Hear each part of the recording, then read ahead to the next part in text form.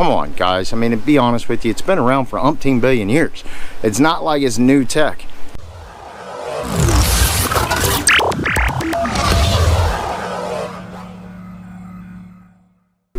Good morning and welcome to another episode of Bubba's Garage. I hope you guys are having a fabulous day.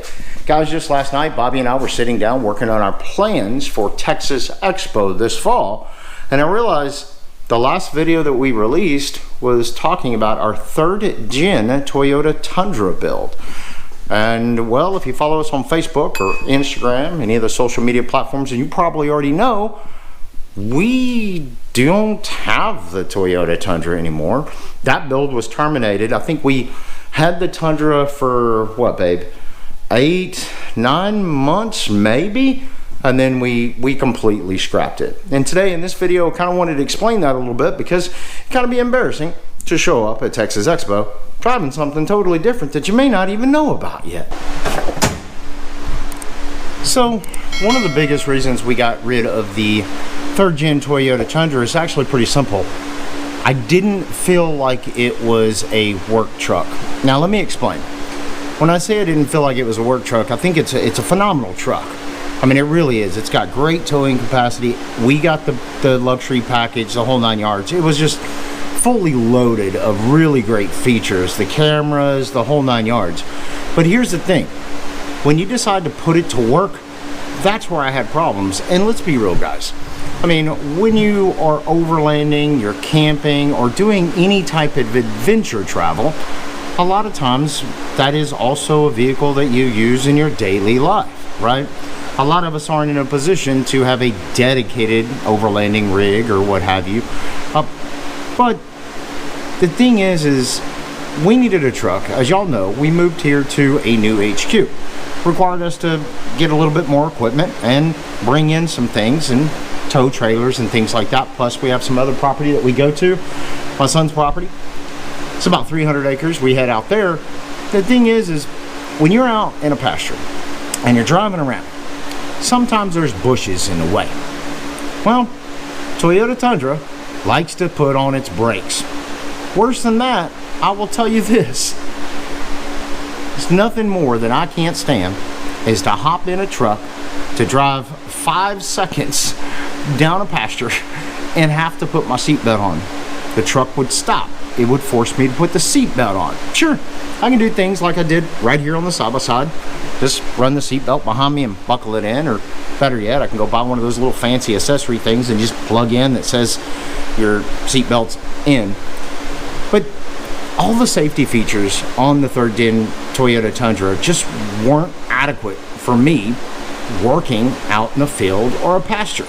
Forgive me, I'm sitting in the side-by-side because I'm fixing to pull the rig out because, well, we're going to wash it up and get it cleaned up. So in the end, what I'm saying here is the biggest failure so far, the biggest failure in my mind, was it just wasn't a work truck. It had phenomenal tow capacity, by the way. What I think it was 12,000 pounds, right? I mean, the tow capacity on the Tundra was phenomenal, very comfortable, very luxurious.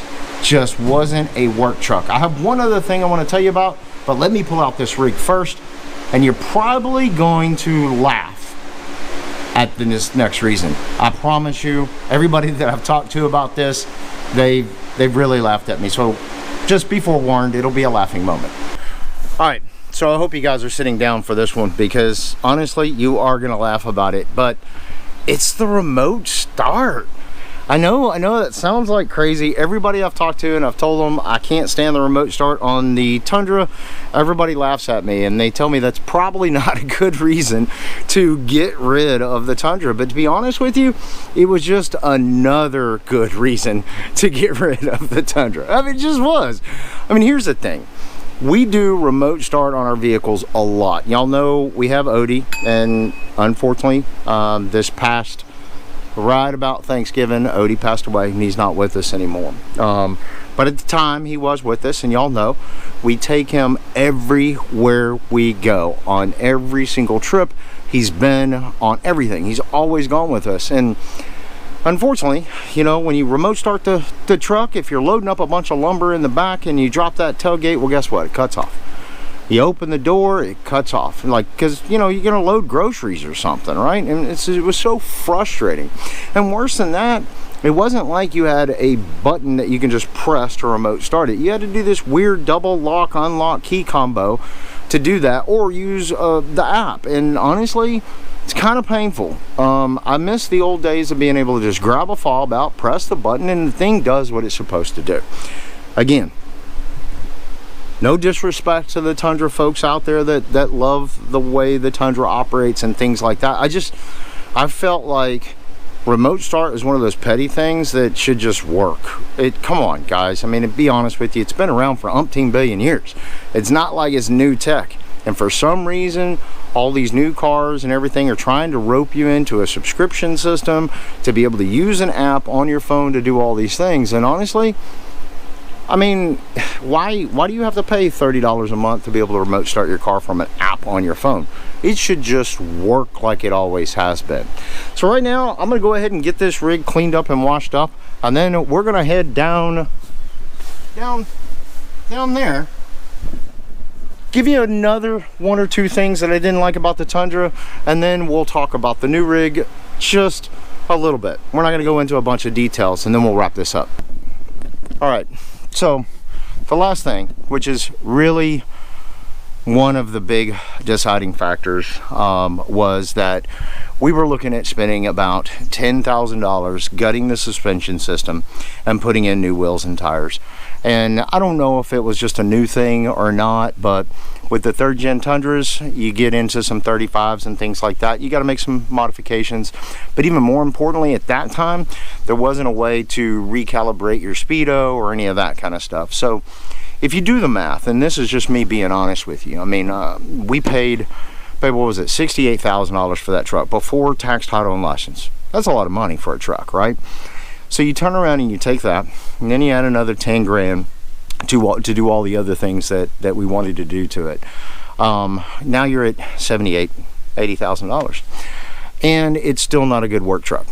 You just can't drive it out in the pasture. Oh, adding on to the pasture thing, driving around in the pasture, if you leave your door open, it doesn't like to drive with the door open. And when I say that, come on, guys. I mean, when you're hauling trailers or you're backing into a trailer or something like that, you just need to go a couple of inches, right? So you leave the door open and you go a couple of inches. That's fine. If you want to go 6 inches, no. The truck won't do that. It'll stop. You need to close the door and put your seatbelt on. So to me, the Tundra just wasn't a good work truck. Would it have been a great overland vehicle or cross-country vehicle? Absolutely. I love the Tundra. If you are not using it out in your pasture, hauling hay, doing whatever it is in a pasture, right, then it's a great vehicle. Oh, actually, another disappointing factor, start-stop. This whole start-stop thing. I forgot about that. You hit the brake and the engine dies thing, that start-stop. That was another thing I couldn't stand. But of course, I can't stand that on any of the new vehicles today. So my point is the Tundra is a great vehicle. You can build them out. It can be a phenomenal rig. I wanted to give it a chance. But in daily life, it was painful. So instead, we bought this. This is the GMC 2500 AT4. We can talk about all the things that I love about it in another episode. If you want to know all the details about what I love about this truck and what I hate about this truck, please let me know. Leave some comments down below. We'll do a walk around video on it. I will say that we really haven't modded it out much. Actually, you can probably see that we have the decked drawer system installed. And by the way, that's my roto pack back there.